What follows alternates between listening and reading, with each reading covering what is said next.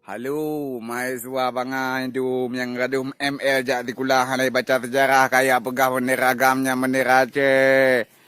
Tho pegahnya bendera kebangsaan Aceh pak ka dengar dika. Wilayah Aceh luar laut Melaka ta Aceh, hadik gam hai Malaya setengah ta Aceh, bendera Aceh alam pedung.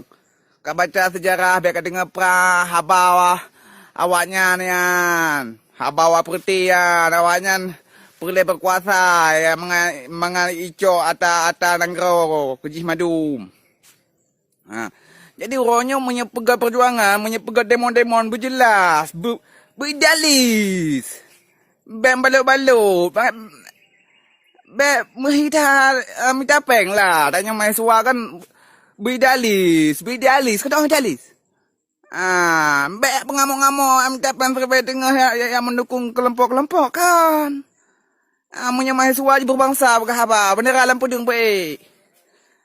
Jadi Malaysia yang payah bayu peti ke Aceh menan yang perlu nak pegah dan pegah lam di Arab Saudi bayu nya ni bayu awaknya tanah Aceh yang nade yang nade Arab Saudi bayu atau orang Jawa ke dia cuma di Malaysia apakah naik bayu ke Aceh laut tayung tak jaga hidup yang Pahangan Terengganu yang Pulau Pinang yang Kedah tanyong apakah naik bayu apakah hana ya demon apakah nak pegah.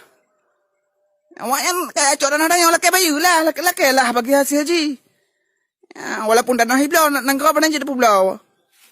Nak faham?